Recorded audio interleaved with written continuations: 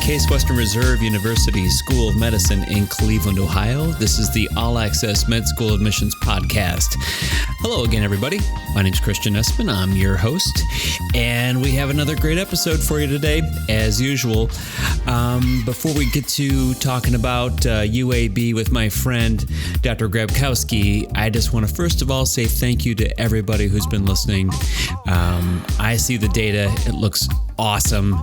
And I also want to thank everybody who's been emailing me at allaccess@case.edu with your listener questions, because it's really helpful in putting this show together.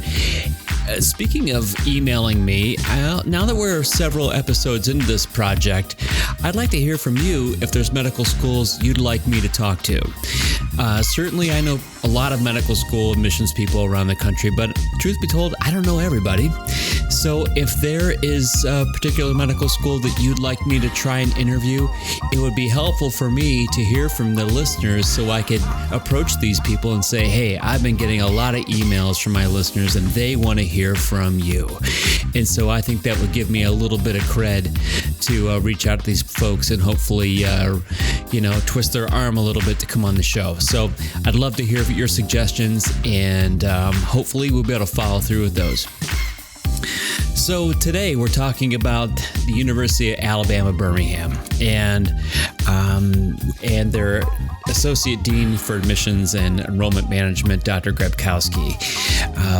Great school down in Alabama. Let me give you a little bit of a background on UAB, and then I'll give you some information about Dr. Grabkowski, my guest. And at the end of the interview today, we talk about listener questions about how to choose medical schools. How do you go through the process of selecting medical schools you want to apply to? And what are the resources that are out there? There are over 140 odd medical schools in the United States. That's just allopathic. We're not even talking about the osteopathic medical schools yet, but that's coming down the road. So hang in there on that one. But there's so many schools to choose from. How do you start making those decisions as to which ones you want to select to apply? And so we'll take those listener questions at the end. So I hope you listen through this whole thing.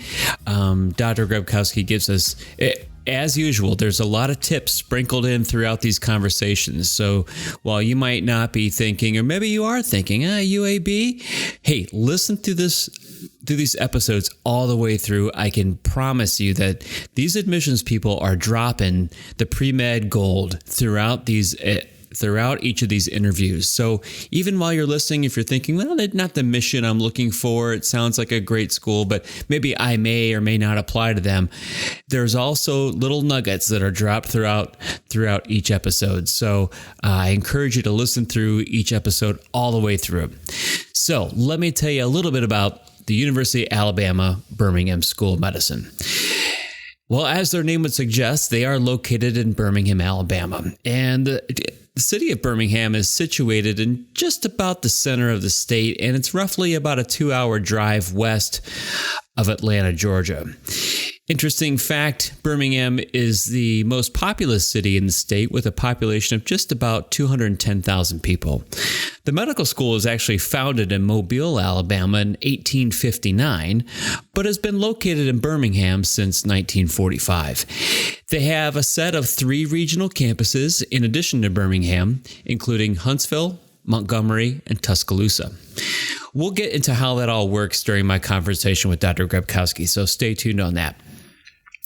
The UAB School of Medicine is dedicated to excellence in the education of physicians and scientists in all the disciplines of medicine and biomedical investigation for careers in practice, teaching, and research.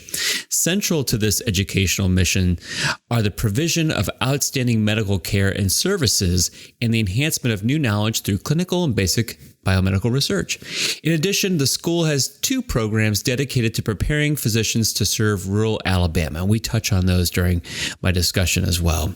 The School of Medicine embraces the University of Alabama-Birmingham's commitment to creating an inclusive environment that values differing perspectives and experiences. This diversity is essential to fulfilling the enduring mission of this medical school. UAB is a public institution and accepts students outside the state of Alabama, but there is a GPA requirement, which we talk about with Dr. Grabkowski. UAB does not accept applicants from Canada, international, or those with the DACA status. In 2018, the medical school received 4,581 applications and interviewed 448 applicants for a class size of 186. 44% of their 2018 entering class were comprised of women, and 17% self-identified as underrepresented in medicine. Based on AMCAS matriculant data for 2018, 86% of incoming students had community service or volunteer experiences, 94% had physician shadowing or clinical observation experiences, 78% had medical or clinical community service or volunteering experiences, 35% had some type of paid medical or clinical experience, and 87% had research or lab experience. The mean undergraduate GPA for students accepted to UAB in 2018 was 3.76, with a range of 2.51 to 4.0. And the mean MCAT for accepted students was a 508, with a range of 495 to 523. Now, I want to emphasize the data that I just read you for those students that were accepted to UAB versus those that matriculated. I think it's important to emphasize that that was accepted versus matriculated, because I want you to understand the ranges of those metrics, because the accepted data can be a little bit different than the matriculated data. So if you need to go back, rewind and listen to that part again. So let me tell you about my guest today.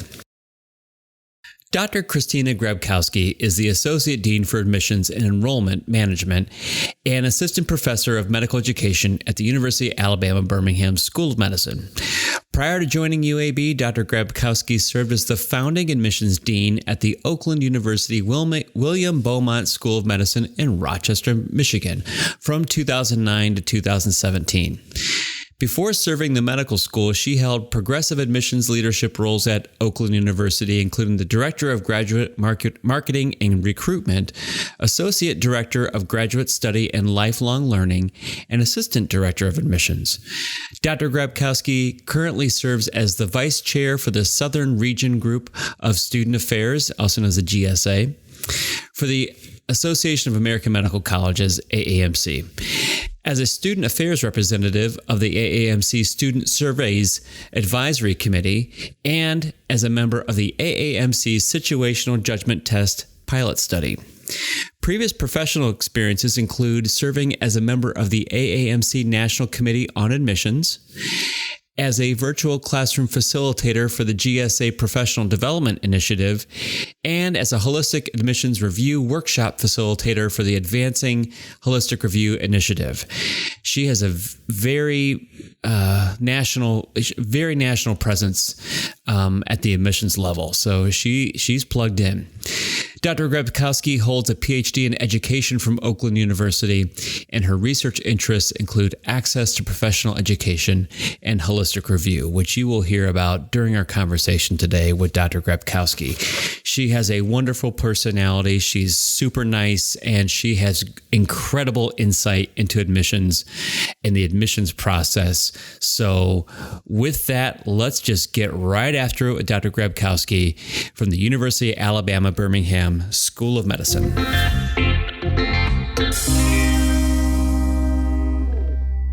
Well, hey, Christina, thank you so much for joining me today. I really appreciate you coming on All Access. It's great to have you here. Oh, my pleasure. Thank you for inviting me. Well, this is fun. Now, we just went over your bio sketch a few seconds ago in this recording here, and so, but you're not from Alabama, so you're from up north, from kind of where I'm coming to you from. So, kind of tell us how you got involved in admissions in the first place, and then what's that Birmingham like? Yeah, right. So certainly. So, I started my career up in Michigan. I was born and raised in Rochester, Michigan, and close to the university I was at previously, Oakland University, and started in undergraduate admissions right out of college. So I'm a career admissions professional. Wow. Did undergrad, then grad, and then we were opening a brand new med school and had the opportunity opportunity to start the admissions program from scratch at the new med school. So that was so much fun. Yeah. And that's how I entered the world of medical school admissions. And then a couple of years ago, I was ready for a faculty role and wanted to go to another school and do admissions in another area, and this Alabama position came open, and I have to tell you what a great opportunity for me, and also what a great school to learn about with so many different missions. And it really kind of matches my desire to open medicine up to more folks and to treat more patients and sort of expand medicine, and the rural mission here and the diversity mission here, the research and discovery mission here, they all were just a great fit. So that's how I kind of found my way to Alabama. Yeah, so now I'm learning to say y'all and all that. I can hear so it. You guys from Michigan, you guys come over, and now it's y'all. we're you guys and you're y'all. Yeah, that's right. So yeah, we're going to dive into that, into the stuff about the curriculum here in a few minutes and all the interesting things that you have going on at UAB. So you're new to Birmingham. What do you do there? What do you like? Yeah, so what a great foodie town. I think we had no idea. I had not been to Alabama before I came to look at this position. And coming into the city area here is just beautiful. You can see up into the hills. We're in the foothills of the mountain range here. So it's hilly, and you can see green everywhere looking out from the city, kind of the cement of the city, and it's a green city. So love that. And then just great restaurants and places to get out and do those kinds of things. Great lakes in the state. We brought a boat down from Michigan because we're used to lots of water. So we go spend the day on the lake, and we're really enjoying it. It's a beautiful place. Oh, that's cool. What do you do for fun there? Is there something extra special that you guys do? Yeah, I think it's the lake stuff. Yeah. My husband's big thing was he wanted to golf year round, right? So in Michigan, there's only so many months you can get on the golf course. And so here he golfs year round, and I pretend to golf. Yeah. I go and hit the ball around a little bit. So that's good fun. Getting outside is really spend a lot of time outdoors. Yeah. What about, you mentioned a minute ago that you're a career admissions person. So now that you have all these years of experience to speak from, what do you find most rewarding about it? Is there something that really just, gets you out of bed every day? Yeah, for sure. Well, I think medical school admissions, this is a super fun time to be part of, because there's been such a shift over the last decade in thinking about recruiting people in to become physicians who maybe aren't the same as all the physicians we've recruited previously. We have wonderful physicians we've been recruiting for years, but we haven't met all needs, right? So we're still bringing in those same wonderful people, but we're expanding, we're growing, our class sizes have grown, we need more physicians. And we're also bringing in folks who never would have thought of a career in medicine previously, and opening it up so that we can diversify our workforce. And I love that in our rural communities, urban communities, our underrepresented communities. So it's a fun time to be part of admissions, and to know that you can impact someone's health. Absolutely. And not be a healthcare provider, right? Because we're surrounded by docs and nurses and folks who really do one-on-one make a difference in someone's health. But to be part of a team that is the gateway, you feel like you're making a difference in how people can live their lives fully. It's a great point. So it's very fulfilling work, isn't it? It is really it's a little overwhelming too. From your bio, you're very involved regionally and nationally. And the one thing I kind of keyed in on when I was reading it was that your work with the AAMC and the pilot project they have with situational judgment testing. Can you talk a little bit about that? Maybe just kind of where things are and what that might look like in the future? Yeah. So I would say we're probably midpoint of study. We're not really at the end yet. We're not ready to say whether or not a situational judgment test will be launched. So if folks who are applying right now are listening in, no worries. There's not a new test for you yet. But if you're kind of looking at a lot of different med schools, that some schools are doing some situational judgment tests in the admissions process. It's really meant to be another way to assess applicants that's holistic, right? It's really hard honestly, reading so many applications, the labor and the work that goes into it in the early stages is so important but hard. And if we could have some data other than sort of the academic quantifiable data, but having quantifiable data in other areas that are important to medicine, it could open up even more holistic at the beginning. And so, the AAMC has been looking at what other kinds of tools could we use. And so the situational judgment test came out of that. And so they've written an exam, and we've piloted it at 9 schools across the country, where our first years and second years took the situational judgment test on a volunteer basis as part of the study.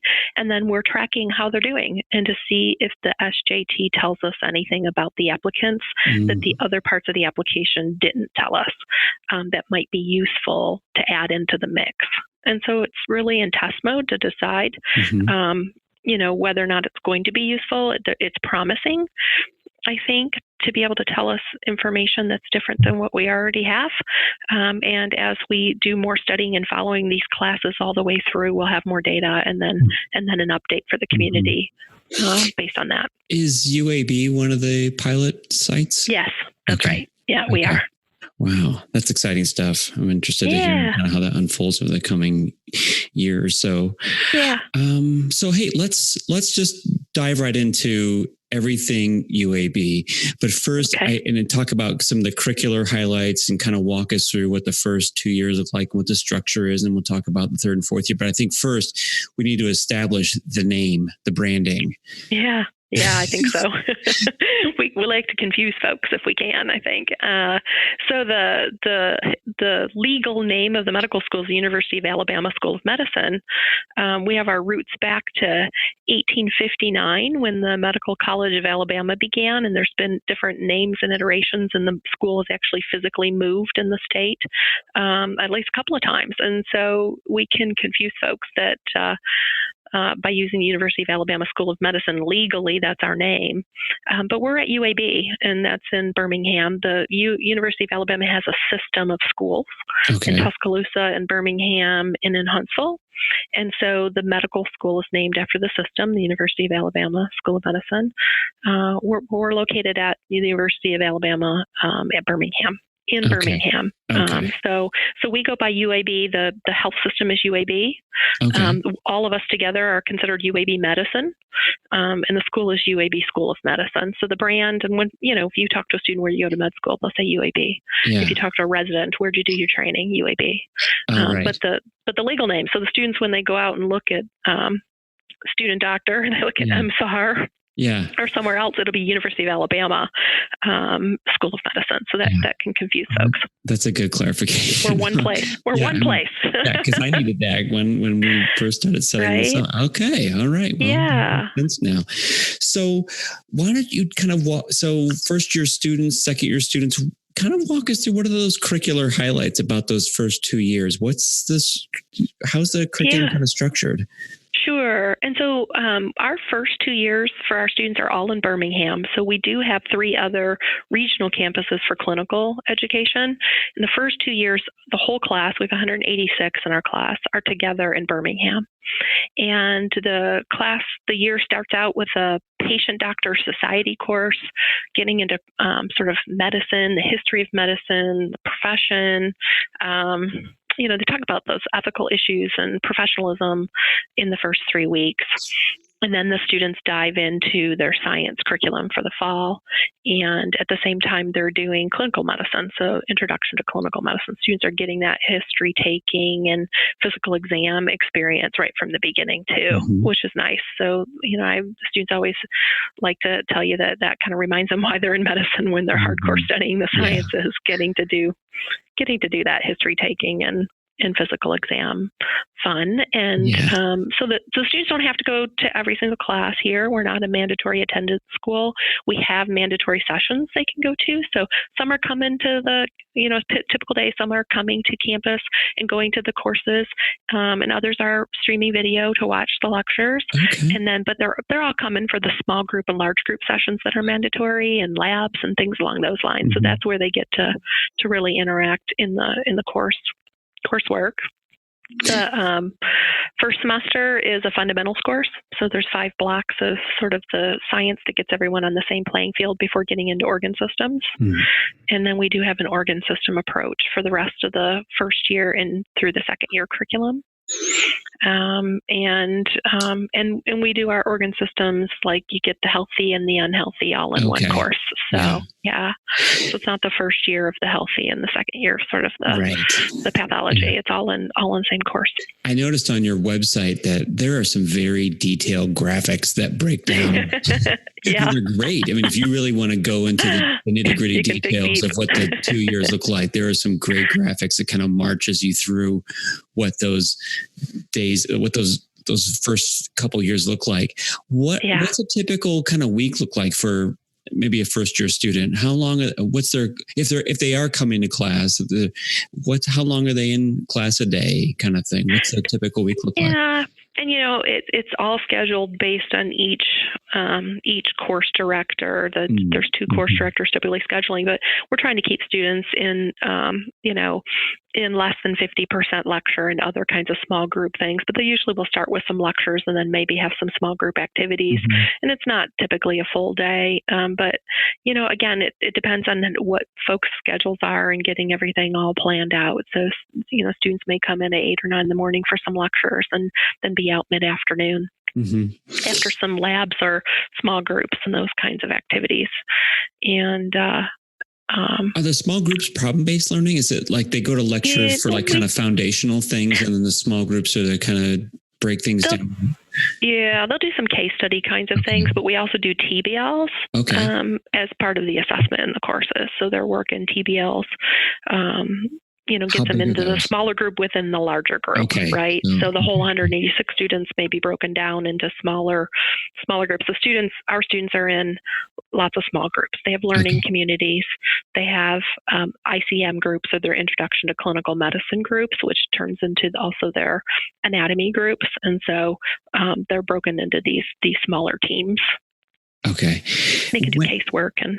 Okay, so I'm going to ask the pre-med question. When do I get to go out and see patients? Yeah. So, I hear you, right? So, I mean, they're really working first with standardized patients in terms of the curriculum, but they get into preceptorships right at the beginning. So in our patient, the PDS class, the Patient Doctor Society class, they will do some preceptor stuff, following some clinicians around, so that they're seeing patients. They're not maybe doing a physical exam, right? But they're in that environment right from the get-go. And then we have a student-run clinic, and so immediately students can volunteer and be part of that team to help check patients in when they don't have any skills yet, right? And then as they learn more in the curriculum, having more of an active role with taking care of patients. So that's a volunteer opportunity. But it's through their ICM course first with standardized patients, and then through preceptorships and being able to be with physicians, getting that interaction. Gradually building that skill set. That's right. Yeah, kind of gently. That's right. You got it. Yeah. One thing that I noticed when I was doing my homework was that you have a unique primary care track. Yeah. And so tell us more. What, does somebody declare that as a first year, or? They do. Okay. Oh, they do. So what's that? How is their curriculum They actually different? apply into the track. So in the application process, so when students apply to our medical school, they're designating, there's a few different options for applying in terms of curriculum. We have a MSTP program, a MD PhD track. And that would be a separate admissions sort of process. We have one selection committee, but there are subcommittees. So the PhD folks are reviewing folks for the MSTP program. We take about 8 students into that. So it's folks who want to be physician scientists. The primary care track is another one.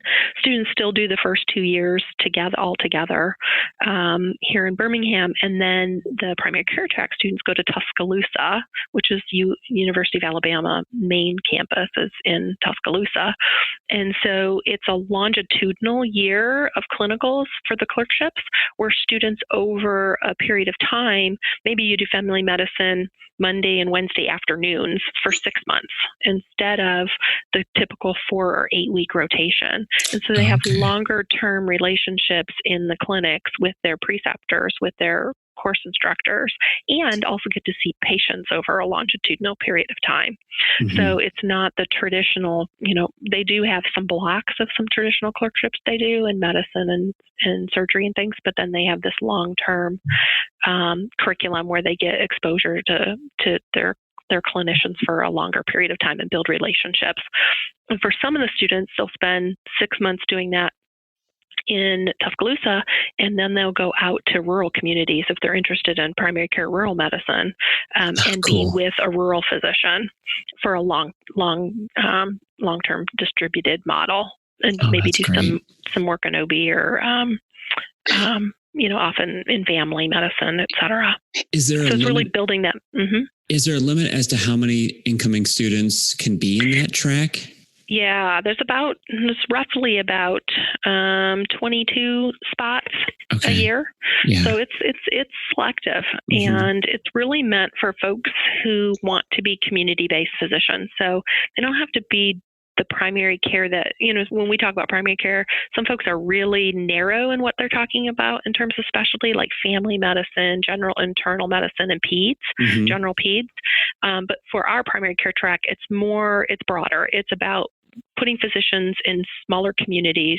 And you might want to be an OBGYN. You may want to be a psychiatrist. You may want to do general surgery, which we need in our smaller communities as well. Sure. And so it's a little broader in terms of specialty choice, but it's really for students who are interested in that more longitudinal integrated curricular model in their third year.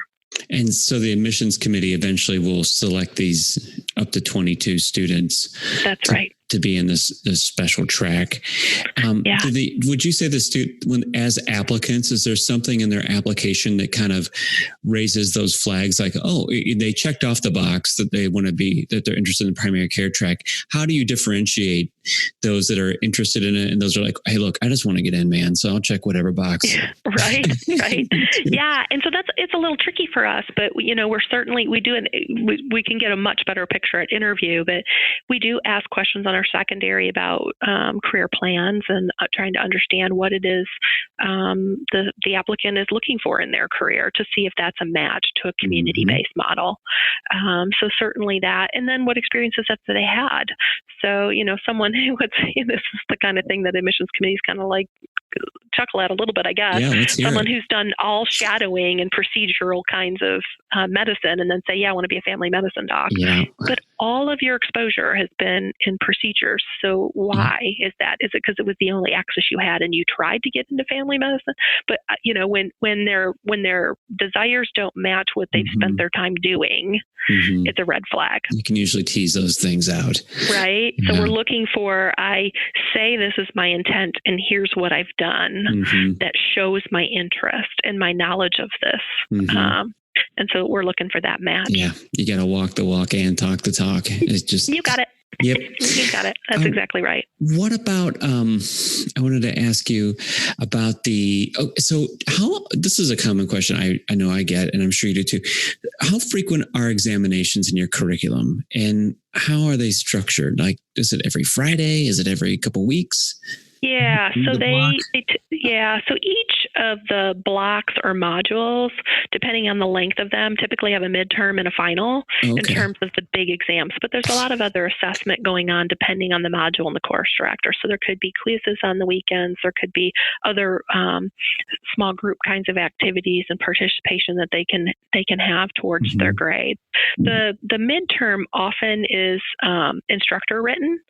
And then the finals in all our modules are NBME exams, so that they're getting the experience of the NBME questions to prep for those step exams that no one wants to talk about for the future. Yeah. So we do both instructor exams and we do the NBME exams. Oh, that's cool. I think that's important for people to hear because that's a unique thing.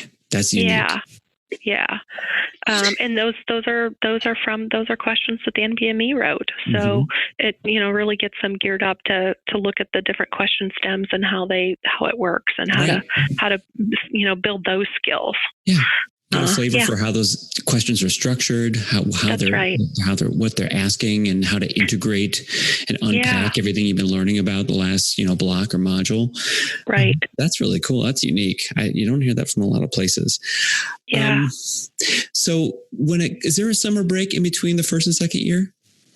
There is. Yeah. Currently we have one. We're always looking at what could we do differently, et cetera. But we have about an 8-week break where students can do research or global experiences, or, just sleep in, visit with family. Yeah, I was just going to ask you, is there, because I often want students to know, like, if there's a summer break, is there like a hidden curriculum, like a hidden, like, well, you could go home and sleep in, or you could do research like everybody else is. But no, go home and sleep in. That's cool.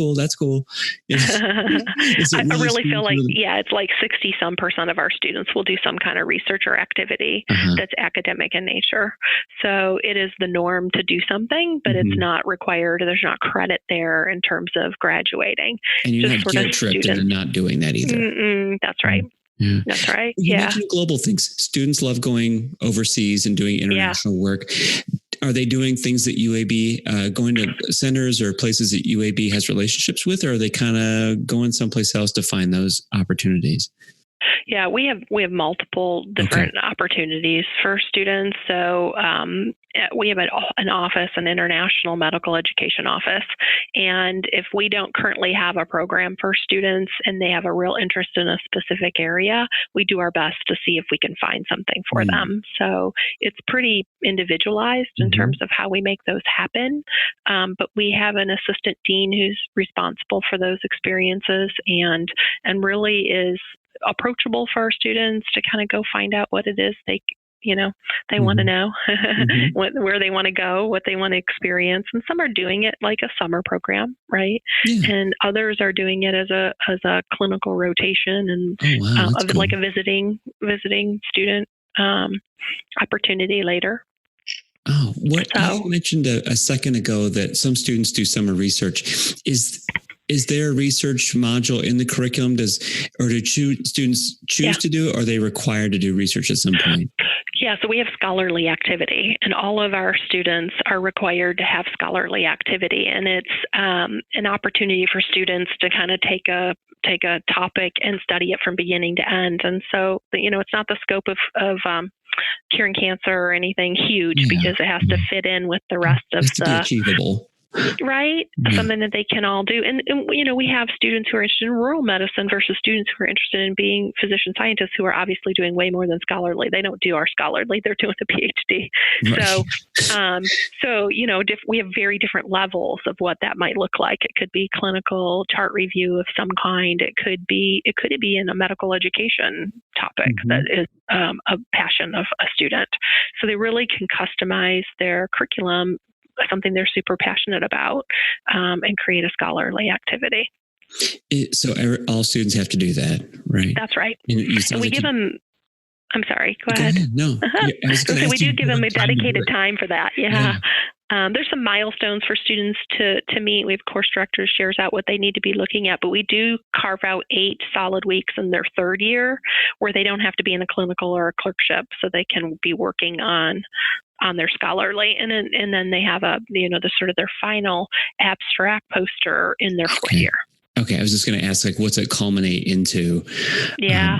So they have to prepare some type of abstract. Is there like a student research day that they present this? Yeah, they can present that. Cool. Yeah. And I have to think if it turns out that this experiential project turned into something kind of robust, they could submit their abstract to a publication. Absolutely. Or like presentations, right? Yeah, so we have a budget to try to help students who are accepted into poster presentations and presentations at various meetings to go out and present what they've learned too. Oh, that's cool. Yeah. I think what prospective students should know is that a lot of times our regions of our country, like you are in SE GSA, and I'm in CGSA, the central region. You're in the southern region. There are they meet a couple times a year, and students come to these meetings and they have poster presentations there too. That's right. Which is a great opportunity. Yeah. So those specialty disciplinary meetings, as well as within the AAMC, having opportunities for students. So there's a lot of ways that they can get out and show their work and learn to talk about their work and answer questions and all of that. To switch gears and talk a little bit, kind of segueing into the third and fourth year, you mentioned there are regional campuses. Do most students stay in Birmingham to do their third year, or are they all kind of divided out into some of the other parts of the state to do their third year clinical rotations? Yeah. So it's more in Birmingham than anywhere else, but we have 3 other campuses. So 98 of our students stay in Birmingham, and then we have 34 in Tuscaloosa and 34 in Huntsville and 20 in Montgomery. Okay. That's our newest campus. It's only about maybe 5 years old or so, 6 years. So Montgomery is the capital of the state, and they have some kind of unique courses there. I mean, the clerkships are similar, other than the longitudinal that's in Tuscaloosa. The other clerkships are very similar in Huntsville and Montgomery to Birmingham in terms of duration and the kinds of experiences. But each campus has some flavor that is exciting for students. In Montgomery, it's the capital. If you're interested in health policy and those kinds of things, there's some opportunities for you. Yeah, and then in Birmingham, UAB, our institution as a whole is, top 20 in NIH research funding in the country. So, great research, and it's a tertiary care center. I mean, if you live in the state of Alabama, somebody who's been sent to UAB. You got to go to UAB. I was reading a student newsletter this morning where we were interviewing students. Why'd you choose UAB? Well, every time anybody in my family needed healthcare, you got to go to UAB. So it's the big name in the state, certainly, and in the region for tertiary care. So there's that flavor here in Birmingham. And then Huntsville is smaller class size too, like Montgomery. There's only 20 students. It's 34 in Huntsville, but really nice clinical experiences in Huntsville and more hands-on, one-on-one kind of experience, whereas you're not going to have 3 fellows and 20 residents in every rotation, et cetera. They do have a couple of residency programs there, so they will have some residents that they'll interact with, but they're more medical student to preceptor to faculty member to attending, whereas you're going to have a whole big team in Birmingham on all your teams, residents and fellows and attendings and students and all that. So different flavors on each campus. So 98 stay in Birmingham, and that's all our physician scientist students stay in Birmingham. Okay, right. And then, but we do, students who want to do any other specialty can go on any campus, and they have to be on that campus in their third year. And then the fourth year, there's an acting internship they need to do on their home campus, their clinical campus they've been assigned to, but they can come back and they can do electives anywhere. They can come back to Birmingham, they can go away. So we have a lot of folks who will return to Birmingham to do some experiences here too. I was going to ask you about that. When second years are getting ready to promote to third year, is it to select a campus? Is there like a lottery system? Or are they assigned? So they're assigned at admission. So we let students know in the admissions process, we have some visit days to the other campuses. And so they select, so no one's selecting Tuscaloosa as a campus assignment because you go to Tuscaloosa through the primary care track or through one of our rural programs. So we have 2 rural programs, one in Tuscaloosa, one in Huntsville. So those students already know that they're going to Tuscaloosa. They know they're going there. Yeah, that's where their curriculum takes them. But for Huntsville and Montgomery and Birmingham, unless they're MSTP or scientist students, they're saying where they'd like to go. They're making a choice, and they give us a rank order of the campuses. So we do campus visit programs in Montgomery and Huntsville, so students can go visit the campus and learn about what's special about that place. And then March 1st of each year, the students who have been invited to interview, whether they have an offer or not, rank order the campuses. And we assign them by April 1st. So when they're making their April 30th decision of if UAB is the right place for them, they know where they're going in their third and fourth year. Yeah. We want them to have that information, right? Just so they can kind of have an idea what their life will look like. Yeah. Yeah, and they can be when they start planning where they're going to live, and if you know that you're going to be 2 years in Birmingham and then 2 years in Huntsville, you might not want to buy a house. Not that a lot of med school students buy a house, but some do. Some do, yeah. And so you have to think about, is that worth it for 2 years? Then you're going to be third year in Huntsville. Now, if you're coming back for your fourth year in Birmingham and you're only going to do your 112, whatever, 8 to 12 weeks up in your fourth year in Huntsville, maybe you would.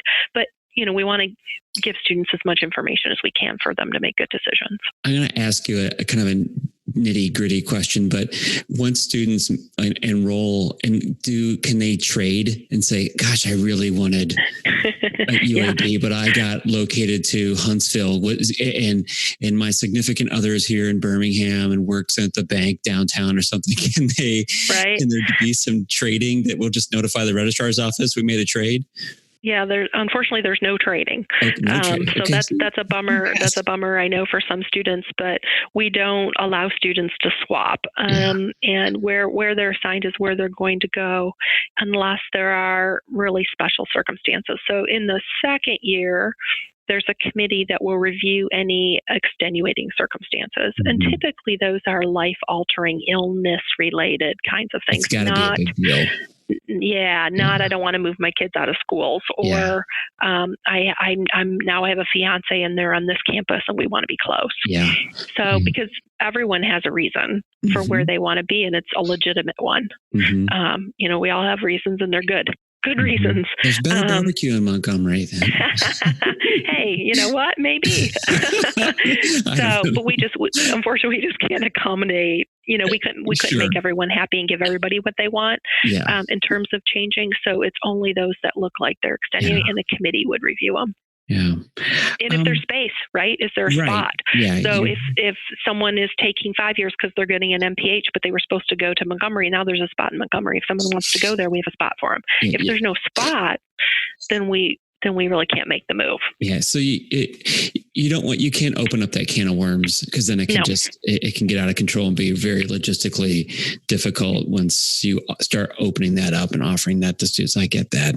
Absolutely. Yeah. What tough. Other kind of curricular highlights do you like people to know about when you're going out and speaking to, say, prospective students, and you're kind of giving them the UAB show? What things do you also want people to know about when you're making that kind of presentation? Yeah, one of the things that I was really impressed with when I arrived here is a lot of the ability for students to create courses or to take electives. There's a lot of elective time. And so there's a few different ways students can get involved in things that they're passionate about that lets them customize their curriculum, and a lot of opportunity for self-directed learning. So, which is fabulous. So we have something called special topics, and they happen in 1 or 2 weeks, and students have to have some special topics to throughout their time here. And so it could be, the CEO of the health system teaching a course, or and he often will teach a what we call a co-enrolled course. So we have some electives that span the whole semester and only meet once a week.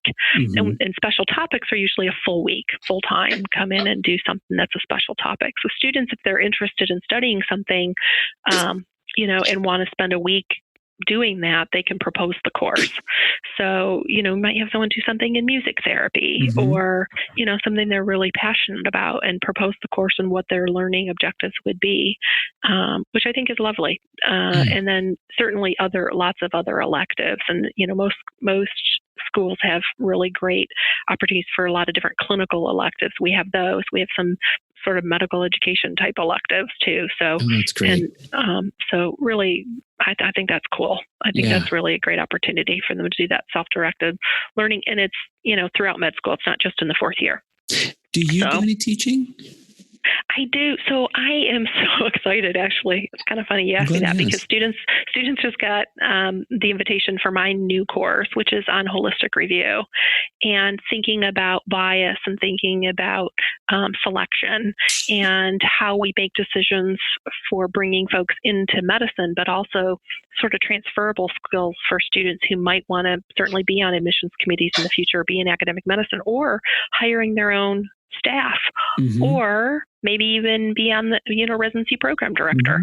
So we're going to talk about sort of the history of medical school admissions. We're going to talk about tools and assessment and evidence-based admissions. We're going to spend some time on some theory like meritocracy and who deserves to be in medicine. We'll do bias training. Students will actually get to read some applications, do some MMI interviews to apply what they're learning in the course. This is not a course to create a student workforce in admissions. We have plenty of students already involved in our admissions process. It's just for them to get an experience. Yeah, we'll do a mock committee meeting. So I'm super excited. And so we're launching that course next month. That sounds awesome. Yeah, super fun. And we just put out the call yesterday or the day before for anyone who might be interested. And I had not marketed it. And I have 21 students signed up. So, I was capping at 30 and now I'm capping at 40. So we'll see, because I want them to have good experiences, right? I want them to actually read applications and see how detailed and evidence-based and, how much work we put into making these decisions, and how wonderful our applicants are, right? We have so many more applicants than we have spots for, who we would love to have in our classes. Cliche, but it is so true. It's crazy true.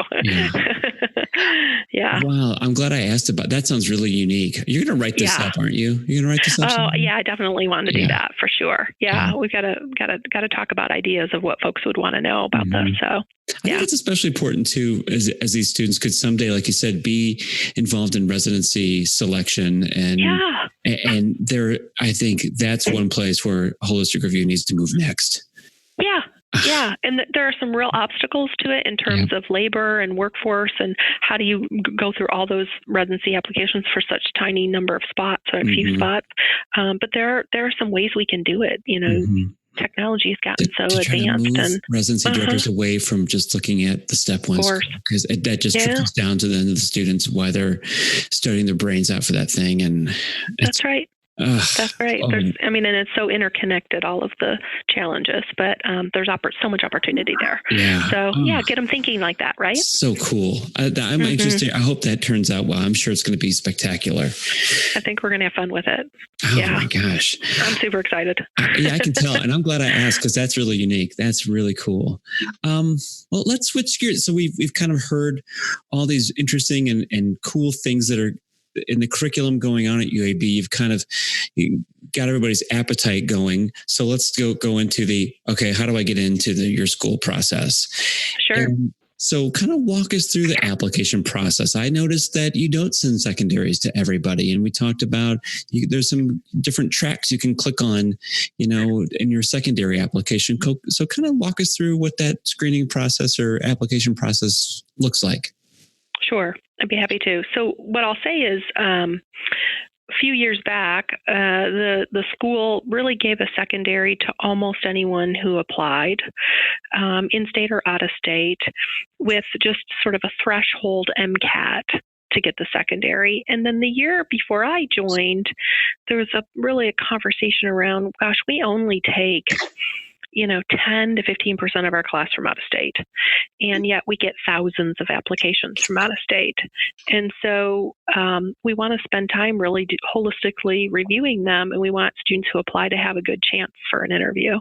And so there was a cut put in for grades for out of state applicants to get the secondary. And the reason they did that really had to do with students who were more at risk academically, just simply weren't offered interviews, because it was, 4,000 applications being considered for, 250 interview slots. So, but only for maybe 25 seats. So the decision was made to have an academic cut, and we used data. Look to see, had we ever given interviews below that cut. So we have a 3.4 threshold for cumulative grade point average for an out-of-state student to get our secondary. And then in the state of Alabama, anyone above the 495 grade point or MCAT total was given the secondary. And this year we've made a change that the students from Alabama have to have at least a 3.0 science grade point average to get the secondary. Okay. Yeah. So, and that decision really had to do with, again, students below the 3.0 were never getting an interview invite, and we were taking $100 from them in a secondary application fee. You have to be cruel to be kind, right? Yeah. You do. It just felt wrong. Why am I taking their money? And so by not doing that, we can redirect the resources we would spend reading those applications to our advising of students who need advice on what they can do next. And so we do meet with anyone who we deny, where we in, one-on-one on the phone or in person, and kind of coach them for the following cycle. So we don't meet with folks who already have other offers just to, tell them why, right? They're not coming, but we'll coach. And so we'd rather put our energy into helping them get to where they want to be than reading their application. We really don't have a spot for them. Yeah. So that's really how that works. Yeah. Yeah. Is there what kind of characteristics or experiences or values do you think you're looking for in the holistic review process that kind of speak to the mission of UAB? Sure. So I think one of them certainly is patient care. So we're looking at what kind of medical exposure an applicant has had. Have they had an opportunity to witness interactions between patients and physicians? We're not expecting to have hands-on patient experience, right? They haven't been trained to do hands-on patient, most of them. So it's, have they had an opportunity to see that communication, to see some of the challenges that can be in place, and be able to articulate sort of what they've seen of medicine and what they understand about the patient-physician relationship coming in, understanding it's at a pre-med level, right? So we're looking for exposure. We're looking for community service and sort of students who have spent some time with people different from themselves, right? People who are from different backgrounds, different socioeconomic levels, and hone some of their communication skills and understanding of access to medicine and those kinds of challenges. So we look for the community service piece, and then we're looking for teamwork.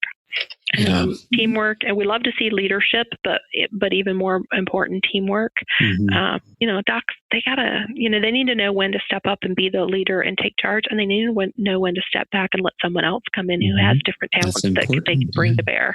So we're looking for those experiences in terms of the initial screening process. And then obviously the academic piece, the balancing of the experiences and the attributes with academics. So we'll look at grades and tests and trends and scores and what courses students have taken. And then certainly our mission areas and ties to the state of Alabama. So if it's an out-of-state student, we're going to say, well, why do you want to be in Alabama? What about our program? And looking for ties to our state and match to our mission. So we have our research academic medicine mission. It's pretty clear. We have our rural mission, our primary care mission. We have a mission around medical disparities, whether that's from a discovery standpoint, research, because we don't have enough diversity in our research we're doing, as well as in our patient care to take care of folks who don't currently have care. So intent and experience working with underserved populations, et cetera. So we look for those mission areas as well. Oh, that's great. Since research is a requirement of medical students at UAB, is there a hidden requirement for research in the application, or are you looking for students that are just interested in doing research as a medical student? Yeah. So it's not a hidden requirement in our admissions process now. I believe, honestly, that it had been in the past. So that might be a neat change. When we were screening applications, we were rating them on how much research they had. And so one of the questions I had when I got here is, why are we rating them if we don't require everyone to have it? And so we switched to not rating it for all applicants, but for those who have significant research and that meets our mission, then we would comment on that. And so it's a plus factor for students and a requirement for the MSTP program. Of course. So trying to make sure that our mission criteria match our goals. if we have someone who's interested in doing rural medicine in a community, we have counties with no physicians. So, like, if we have someone coming from a rural community, do we want to not bring them into medical school because they didn't have exposure or the opportunity to do research as an undergrad? No way do we want that to be a barrier. Right. And so, for students who have the opportunity, we would always suggest go get it, right? If you have that opportunity, you should do it if you're planning your opportunities or, your experiences, because it's a good viewpoint of medicine from a whole different vantage point. Yeah. And we know all our docs are going to be consumers of research. So understanding how it's done is important. Yep. But it's not required. One thing I probably got ahead of myself when we made this jump to this section is that I noticed on your website a really cool and unique feature is that you have this preparedness assessment sheet. Yeah. And I'll put a link on it on our show site. It's really nice. Nicely laid out to help prospective applicants kind of do maybe a last minute checklist to kind of see, am I ready to apply? Yeah. And, that's been here, that predated my coming here. And I think it's lovely. I think it really kind of walks through students through and give some examples and kinds of things. But what I like about it too, is we've added some reflection questions. Yes. I love those. And I think that's the thing that applicants maybe could do better, right? Yep. They do the checklist of, I need to do a lot of this, I need to do a lot of that. And they're trying to get all these great experiences and to be competitive. But they're not sitting down and reflecting. They're not at the level that we'd like them to. Or, certainly every time you say they're not, there's all those that do. Yeah. But if there's anything that students could do better, I think, is asking themselves questions. Why am I doing this activity? What is it they actually hope that I'll get out of this activity? What do I want to get out of this activity? What surprised me? Did I get out of it what I, thought I was going to get out of it? Did I learn something different? What were my aha moments? And if students can do more of that reflection, what did I learn? It makes writing the application easier, first off. But it also motivates them for doing those things. Yeah. Yeah, I mean, I'm so glad that you said that, because it just continues a theme that I've been hearing from other admissions people as well on this show, and then just in our regular conversations at meetings, that this is what we're looking for. Those quick questions you just mentioned, like the aha moments and what did I learn new today? I mean, that's exactly what we're like. Those are the things you should be asking yourself. So rewind this and go back and listen to that part again. Yeah, right. Those are the things that, like, instead of just maybe plowing through all these experiences and checking those things off the list, you got to take a step back and take some stock and why am I doing this? And why am I spending all these hours volunteering and doing these things? So you can take some stock and maybe even re-energize yourself. Right. And what the other piece that we've just recently linked on our website too, and maybe you already have on yours, is the anatomy of the applicant from the AAMC. That document has similar reflection questions, but by competency area. So what have I done in the community service area, competency area? What have I done to build these various areas of competency? What have I done? And then reflecting the growth in those competence areas so that you can be a well-rounded applicant.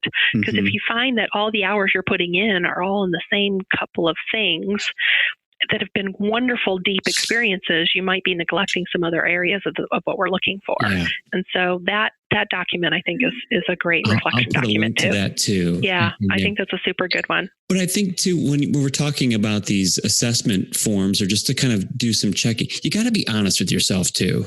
When you're doing this, you have to be honest and say, and maybe realize that, gosh, I seem to have some shortcomings, and maybe I'm not ready to apply, and maybe put those blinders on because you see all your friends are applying, and you have to have that motivation or that discipline to say, I don't think I'm ready yet.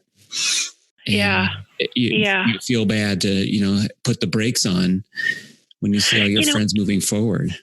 Don't you feel that for a long time there was a stigma of a gap year unless you had something really big planned? Absolutely. And now it's not so much. We want you to apply when you're ready. And so, we're not as critical of students as used to be. And so sometimes I think the advice that people are, maybe physicians who, when they went through, it was a big deal, don't take a gap year, that the advice they're giving folks is no, unless you have like a big research year or a big something planned, don't do a gap year. And we don't necessarily feel that way anymore. And so definitely students need to have a plan for why they're taking that year and have it be intentional. But we'd rather you not apply till you're ready. Yeah. Yep. I say it all the time. I mean, it has to be something meaningful, but you just can't say, I'm going to take a year and hang out and play Xbox for a while. And, binge watch Netflix or something. That's probably not a good approach. No, it doesn't go over well with admissions committee people, I can tell you. So but if you rush through undergrad to get to med school and you haven't really fully done the things you want to and grown in the ways you want to, it's okay to take that year. Let's move into, so we've gone through your application process and you've invited people to come to interview at UAB. Yeah. You have a kind of a unique interview day in that you are another school that does MMI. So what can people anticipate? What's that day? How's it unfold? Yeah, so we really look to have an interview day that is certainly about us trying to learn more about applicants, but also for applicants to learn about us so that we can have a good match if everything works out. And so we have informational sessions. They interact with certainly the admissions crew to learn about the school. They interact with our student services team. They interact, all of the students visit Office of Diversity and Inclusion to understand the important diversity mission here and that everyone needs to feel included. And that's how our climate is. And so we have a lot of those great sort of pieces, tours and student lunches with students and things like that. And then we have two different areas for selection, sort of the interview, the true interview pieces. And one is a traditional 25-minute interview with a faculty member. And then the other is the multiple mini interview circuit. And so our students do 8 stations. And they're 6 minutes in duration each. Okay. And there's 1 break station. So there's actually 9 rotations, but 1 is a break. Okay. And so we're very scenario based. You read the scenario, enter the room. We have 2 stations that are an activity to see applicants interact with one another. And so it's pretty straightforward. And students tell us they enjoy it. And they're a little nervous if they've never done one before, but once they get into it, the beauty of MMI is you start over 6 minutes later. Right. You have a different rater, a new person kind of looking at what you're doing. So if you felt like you were a little nervous or didn't get into your stride, 6 minutes later, you're getting in your stride somewhere else. What would be an example of what an MMI scenario might be, if you could share one with listeners? Like, what would that kind of... That's a good question. I have to think about this for a minute. I don't want to give away your scenarios. Those are very protected. Trying to think of a scenario that might have been an old scenario. And I can't even do that, honestly. So we use a third party to write our scenarios, and we sign confidentiality agreements. So I can't share any. If we're not using them. Okay. But it might just be a certain circumstance that someone is facing, and then asking the applicant to respond to that situation. Right. So we're looking at them to be able to look at things from different angles to describe how they might react in the situation. We're looking for communication skills, not the answer. It's not about the content. It's about how do they think through it? How do they share their thoughts? Are they, thinking about things in a broad way? Are they able to articulate their concerns or the things that are maybe challenges or different ways, different perspectives? Oh, I'm sorry. To point out that these scenarios are not medically related, where students are to be like they're going to have to go in and break bad news to somebody or have come up with some kind of diagnosis in the time frame. So I think that's because I think sometimes there's a perception by maybe some younger prospective applicants, maybe high schoolers or freshmen, or like they hear this and they think like, oh my gosh, like someday I have to do something like this. And You know what? It's a one big long interview in small pieces. Yeah. Because it could be you could be asked these kinds of scenario questions in a regular interview, but it's just back to back to back versus a rater who's seeing you answer one question. And then another rater asking you, seeing you answer one question. Not so much like, why do you want to be a doc? Although there could be MMIs out there that do that. They have one station that's more of a traditional question. But it's really just being asked, 8 different questions. Yeah. There's the one-on-one station, and is that structured? Is it unstructured? Is it kind of a free kind of give and take? We have the 8 stations in the MMI, and 2 of them are an activity with another applicant, and 6 of them are you read a scenario on the door and you go in and you respond to the scenario. So we don't have we don't have that sort of why do you want to be a doc piece. That's because we do the 25-minute traditional interview. That's what I mean. That's what I mean. I'm sorry. Is that standardized? Are there standard questions for that? Yeah. So they're not standard questions, but they're standard areas to explore. Okay. So there are specific areas very similar to when we're screening applications of those kind of understanding medical exposure, understanding service, understanding teamwork and leadership and communication skills and things along those lines.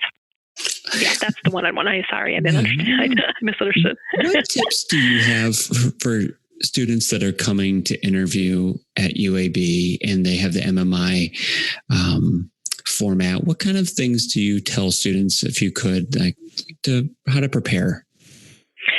Yeah, so I think we try to let them know to just be themselves, that we're not necessarily in an MMI situation going to judge them on the content of their answers, and they don't have to have studied anything. There's no knowledge they need in order to do it, just to read the scenario and respond in the best way they can. And not to worry too much about it. There's not really a lot of preparation you can do because you don't know what the scenario is going to be. You might be able to do some mock interviews just to learn how to pace and think through problems. Silence is okay for a moment when you're kind of gathering your thoughts, and more practicing that. I mean, we've all sort of talked to students about interviewing, just trying to have students not think that they have to practice something and come off as they're giving you a script. It's more answering the questions, having a conversation. It's about having a conversation. And maybe practicing to 6 minutes is a long time. It doesn't see, when you put it on paper or see it on a website, 6 minutes, that's a long time in a response. Like if you're trying to give a response to a scenario, would you recommend people practice kind of answering some questions in a time frame of 6 minutes? Are the raters or evaluators able to ask probing questions? They do. Okay. They do. So we were at 8 minutes previously. We're moving to 6 minutes this year. And we have follow-up questions. So if an applicant is given their full, complete answer to what they could think of in the scenario, we'll probe, we'll change the circumstance, we'll add additional information and ask them how they would respond. So we have definitely are happy to ask some follow-up questions and kind of prompt in different directions. Okay. I'm glad that you said that, because I don't want people to think that to practice for MMI, if somebody asks you a question, you have to talk for at least 5 minutes. Yeah, you know what?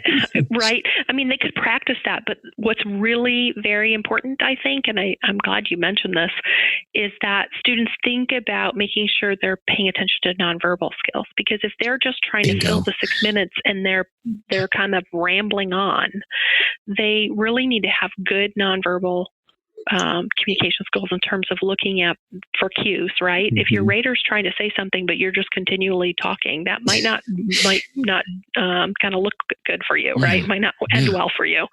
So looking for, listening for someone who's trying to break into the conversation, or they have body language like they're trying to lean forward to add into the conversation. Students need to pay attention to those cues. Absolutely. Yeah. Most do it naturally. Do it naturally. Others are so nervous and caught up in their heads that they're not paying attention. They blow right by the stop sign. Yep. You got it. So we've had the interview date. We go to the admissions committee selection process. we all have our own kind of ways that we conduct our admissions committee processes. Is there anything in particular you would share with people about how your admissions committee works in making their decisions? Sure. Yeah. So I think, what I'll share is that after each interview day, every applicant is assigned to 3 different selection committee members who do a full holistic review of their file. Look at everything that the screener said, the interviewer said, and review the application all on their own to see if they pick up anything different as well. And then they rate applicants after committee. If they all agree, we don't talk about the applicants at the meeting because they all agreed. Yeah. But if they have differences, then we have conversation. And I want our applicants to know we're spending a lot of time and resource to see if we think someone's a good fit for us, and we're giving them full consideration. Yep. And so we do that. And then there's a voting in the committee and rating that students get. And they're sort of in buckets of, what action items might happen next. And so we are with the crew that, a lot of schools start on the 15th of October with decisions. We do early decisions. So we have some October 1st decisions or late September decisions. And then we move into regular decisions on a rolling basis. And so when we make offers, we make it from the full list, not just who we just talked about that day, because some interview days are stronger than others, right? Yeah. And so we continue to make offers. We're for our out-of-state applicants, I think is the big question. Am I going to be selected for out-of-state? Because we only have so many spots. And we make far more offers to out-of-state than those who yield, because if they get in their home state and in-state tuition and all of that, then there's a real good reason for them to go that route. Yeah. That can be tricky. I noticed that if somebody is placed on the wait list or alternate list at UAB, you have 2 tiers, tier 1 and tier 2. Yeah. How does that work? Yeah. So what I should say first is we don't put anybody in the first or second tier until all the interview days are done. Okay. So they are in sort of just a silent mode. Pattern kind of thing. Okay. But we will deny right after meetings too. If we know there's no way we're going to get to someone on our list, we will deny right then. We won't wait till the end of the cycle. So if students haven't heard from us, they're still being considered. There may still be an opportunity for them. Sure. And then when all the interview days are done, we put them on the first or the second tier of the wait list. And that's kind of a changing thing for us. We had 3 tiers previously. We had 3 tiers, and the 3rd tier we never got to. So basically, we told students, you're in the 3rd tier, but we don't ever get to our 3rd tier. And so we're going to not have a 3rd tier this coming year at all. Okay. Because it, was just giving them hope when in fact, after years of looking at the data, we've not gone there. Yeah. So we won't have a 3rd tier this year. Well, 1st and 2nd tier, typically we've gone into our 2nd tier every year, but we've changed the way we make offers. We're making far more offers earlier in the cycle now, so students can figure out where they want to live and get settled in a little bit better. So we only went about less than 10 on our wait list first tier this year. Okay.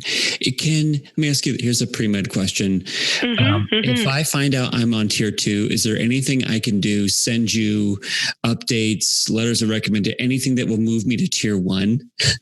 Yeah, no, there's no changing of tiers. Okay, so I can't once students are on a tier, no gift basket. I love that. I'm a chocolate person, but that won't work either. That won't work either. Yeah, so the committee makes the decisions, right? So it's committee decisions, not my decision, and that's done. And once you're on a tier, you're on the tier. There's no changing. Now, within the tier, we make offers from a full tier. We don't have a rank order for students. And so we're looking at whoever's in that tier and who might be the next person to get the offer. So certainly we're okay with students uploading a letter of interest to their file if they've done some new things during the year, want to tell us about them, they're welcome to do that. I would say not spend a whole lot of time on that activity because it's not super fruitful, but there's nothing wrong if students want to reach out to us and let us know. They just upload that document into their file all on their own. So just maybe if I sent you a paragraph, just said, hey, Yeah. Dr. Grabkowski, I'd love to just let you know, I will be there tomorrow if you need me. Yeah. Kind of thing. We're fine with receiving those, but I also don't want to get folks' hopes up. They don't normally make much of a difference. Okay. Now,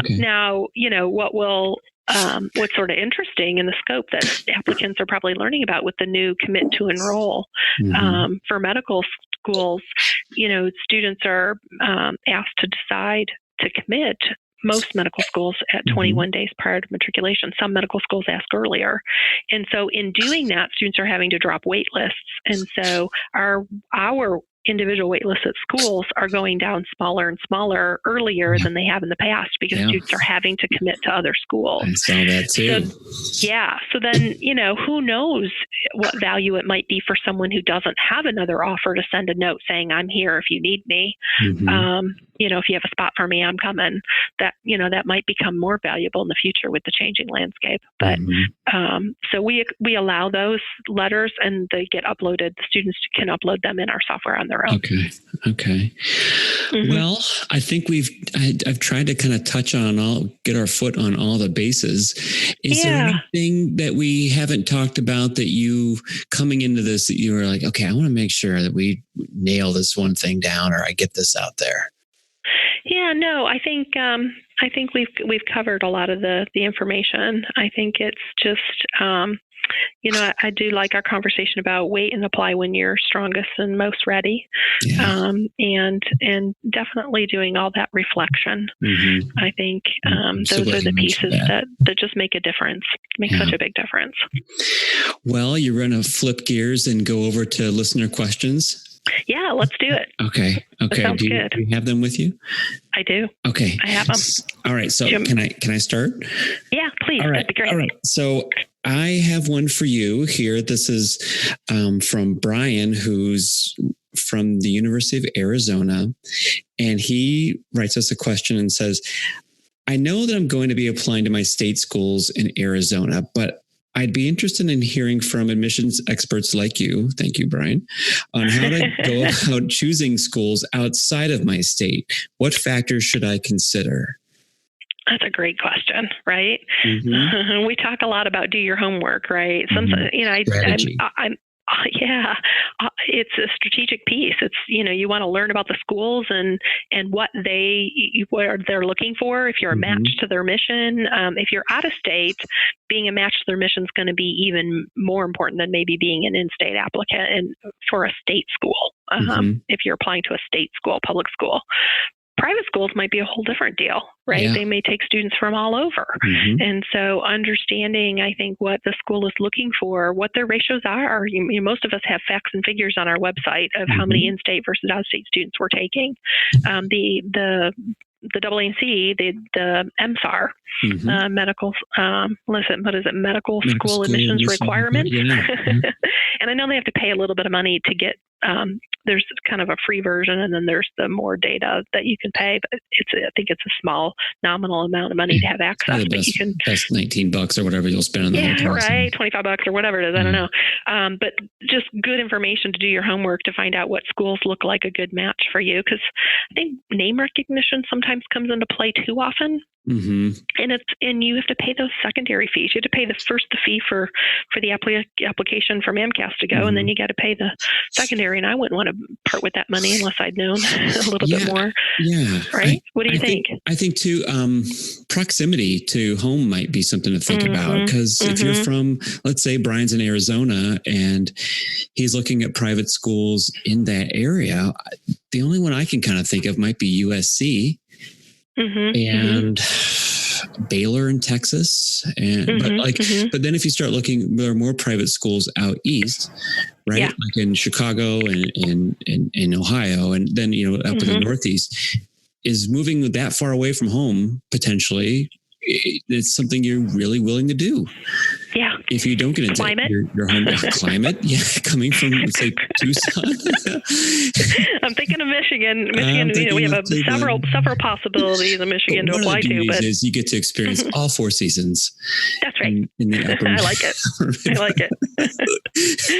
So true. But yeah, that's a great point, right? And how would you travel? Do they have direct flights or whatever? Those are some great thoughts too. Just something to be kind of thoughtful about that, because you could potentially be moving across country, and is that you may not be able to travel home as frequently as you're used to if you go to Tucson and then you're from, say, Phoenix. That's not a bad drive. Yeah. I don't know. I think, but you said, Christina, that looking at the statistics as to how many out-of-state students they accept, that's looking at that data is probably helpful. Pretty important. Yeah.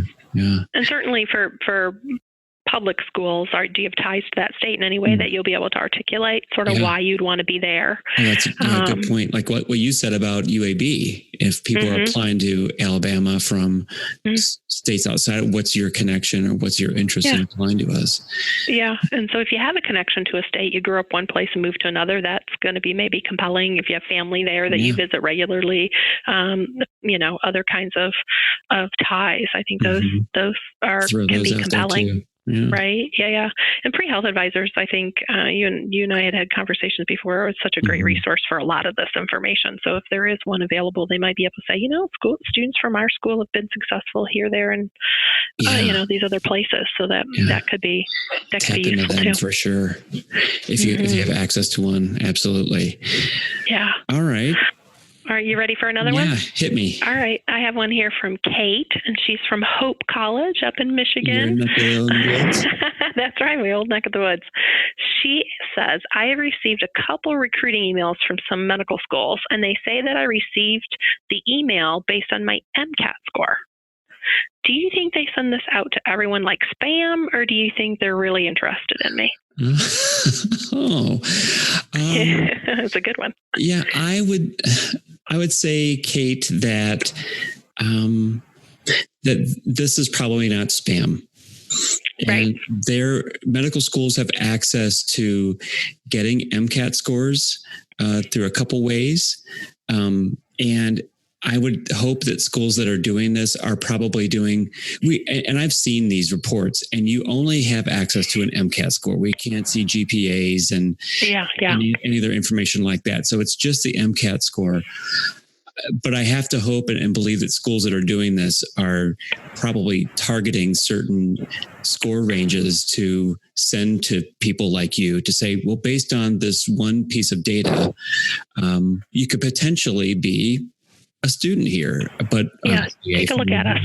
Would take place, but I think it's probably kind of, if schools that are doing that, it's our only way of kind of reaching out to people that we may not otherwise have access to. That because we don't have access to like your university's listservs and stuff like that. So it's just an outreach tool. I'd say look at them closely and then see if do your homework on those schools, and then see if there's something that resonates with you about those institutions that would make that step then to add them to your list of schools you want to apply to. Yeah. What do you think? Absolutely. I think I'm right with you. I'm right with you. It's not spam, and that they're just sort of sending it to everyone. They're definitely probably looking at some demographic information or score information to try to target to some degree, but they only have very limited data. So it's not that they're necessarily trying to hardcore recruit you because they don't know enough about you yet, but they're saying, hey, look our way. Take a look at us. See if we're a good fit for you. What do you think? Yeah, that's a great way to, that's perfect. So, hey, take a look at us. Yeah. Okay, here's one for you, Christina. This is from Colin, who went to Northwestern University. He says, I am a prospective non-traditional applicant and have been out of school for a few years. I need to do a post-bac program, and I'm wondering if you think it is better to choose a program with a more well-known name versus a smaller program that may not be as well-known. How much does the name or reputation factor into a post-bac program? Wow, that's a great question. It's a great question. And honestly, Colin, this is so multifaceted that there's a lot to dig in here, certainly. So I think that, what's going to work best for you and you're going to be able to excel and do well is the first and foremost. So if the small program is closer to home and you're going to be able to do that and put your all into it versus, relocating for the more well-known program that's going to put hardship on you, et cetera, those are important factors to take into consideration for sure. I think for me, my thought is the key is, what's the curriculum like? What kind of information are you going to be learning about? What kinds of exams are you going to be taking? Is it really truly going to build what you're looking for as a career changer? Someone who maybe is non-traditional and needs to do a post-bac. I mean, there's two different reasons to do post-bac. One is you're trying to show your academic chops because you didn't do well previously in those particular areas, or because you're changing career and you need to build that foundation. So it depends, but I would say you got to look at the curriculum and see if it does for you what you're looking for it to do for you. I think one of the biggest mistakes I see for students who think they need to show more academic work is when they go out and do a not related program, like a non-science program, but more health professions, allied health, like the public health degree. Public health degree is a phenomenal degree for someone to go get if they're interested 100%. In public health, but not if they're trying to prove that they can handle biochemistry. So if you're trying to show your science chops, just make sure whatever program you're getting into is going to give you really good, rigorous science preparation. What do you think? Something what that are your comes to thoughts? mind about that is, one, I would consider what are the air quote amenities each program is offering. If it's a big program, do you feel like they have the connection with, generally these programs have advisors or a director that you work with?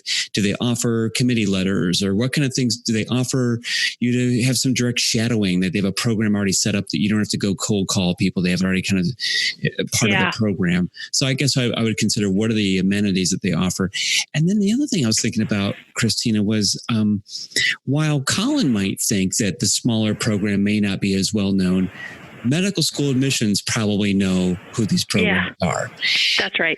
And there are a lot of programs out there that do come from some smaller colleges, but I know when I read them, like, oh, I know this is a really good one, because historically they've sent us academically prepared students that were non-trads, and they may not be as well known in, I don't know, fancy magazine rankings.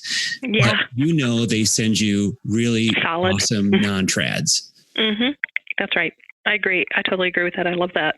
I think that's good advice. And I think, we would take a telephone call if someone said, hey, I think I'm going to do this as a post-bac program. Do you have any thoughts about that?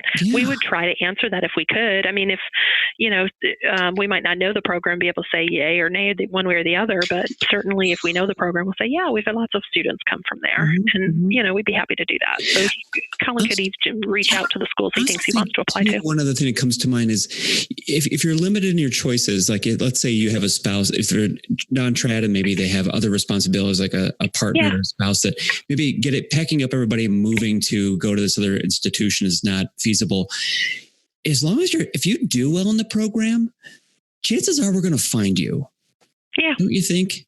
I mean, and then you explain that I had to kind of cobble this together because I wasn't able to move and go to a program, a specific program, but I cobbled together because this was my situation and I crushed it. That's right. I agree. I totally agree. And I think the other quick post-bac consideration that kind of comes to my mind is if you're doing it as a career changer and you had really good grades back in the day and, engineering or nursing or art or whatever it was, right? You can do things a little more part-time without us freaking out about it later because you have good grades and if you're a good test taker. But if you're trying to prove yourself academically, you're probably going to make sure you're in a full-time program because one of our questions is going to be, can you handle the rigors of medicine of doing these courses all at once? So I think, you have to kind of think about how you're pacing yourself. Oh, good. Yeah. All right. All right. One more Are we time ready for for the one last more. one? Yeah. Okay. All right. Good. So the final question here is from Julie, and she's from the University of Georgia. She says, I was unsuccessful in my last application to medical school. Should I choose completely different medical schools for my next application? Am I basically blackballed at the schools that I applied to last time? Oh, That's a poor great Julie. question. I know. Don't think that. Julie, don't go there. I guess I would say, no, you're not blackballed at the schools to which you applied before. And I don't think you should do a completely, I guess you may want to sit down with somebody in an admissions role who can look at your list and see who did you apply to before, and begin analyzing it there. And then to kind of see, how was Julie way off target with what start with her academic credentials, or was there something else in the application? Did she get interviews? Did she just not interview well? How did she think she did? Did she get? I think you have to start kind of globally, I think, and then work your way down, and then maybe start to consider the schools. Well, I think it comes down to, where did she apply the first time? Yeah. Agreed. But I wouldn't say you're blackballed. That we can see if you decide to reapply to some of those schools, we will be able to see in the next application that you did apply to us previously. And we'll likely go back and look at that application to see, oh, here's Julie again. Let's see what's changed compared to her last application. So we're looking for the changes. Yep. I wouldn't just go and slap another application out there immediately unless you can address that. You will have addressed that, the shortcomings or whatever that was. Absolutely, and we're happy. We're happy to look at previous applicants who have shown capacity for improvement, right? Who were able to listen to us in terms of what we're recommending for them, because we do, at UAB, we do one-on-one appointments or phone calls with students who are not successful, and so if we've given some advice, we're going to ask on our secondary if even a previous applicant, it'll prompt you, what did you have an appointment with us, and what have you worked on, and then we're going to go look at those things. So we're very much about, were you able to take the feedback and put it into action, and what have you done? Yeah. And there's no guarantee that even if you did what we've suggested to you, it's a competitive process. And so there's only so many slots. So there's no guarantee, but there's a guarantee if you didn't do what we suggested that's not going to work out so well. So I think getting that advice from schools that are willing to give it, because not everyone has the capacity to do that. Yeah.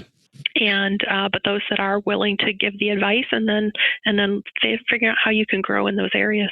Yeah, I mean, I know I've seen some students that sometimes, for whatever reason, you would think that based on what you saw in the application, they should be getting in, but for whatever reason, it just didn't go their way. And so sometimes just maybe that year that they're kind of forced to do a gap year, the next time they apply, it's a completely different process, and it's a successful process, and you can't put your finger on it. It's a head scratcher. Yeah. But for whatever reason, just sometimes the ball doesn't roll their way. And, right. So you hope Well, the thought that comes to my mind too is the reminder that I think all pre-health advisors are telling students is, you don't stop doing activities to make yourself a great future physician when you push send on your application or submit on your application, because you don't know what else you're going to need to show maybe for next cycle in terms of the activities you're doing. But, the reason we're having students do all these things isn't so they can get into med school, so they can be great healthcare providers. So continue the community service, continue the research, continue the shadowing and learning about the field of medicine, even after you've submitted, because you'll be that much better of a student and that much better of a provider later for the experiences that you're having. But it also sets you up to have that much more of a rich application if you find yourself in the cycle again. Oh, that's a great way to put a bow on that. I love it. Thank you. This has been fun, Christina. Is there any kind of final thoughts? Is there any recommendations you have? I always like to ask guests, are there any books that you really found inspiring, or another podcast or a film or something or a blog that you like to tell people, hey, you should check this out? Yeah, I think that I'm consistently surprised by the number of students who don't know about the AAMC's aspiringdocs.org website.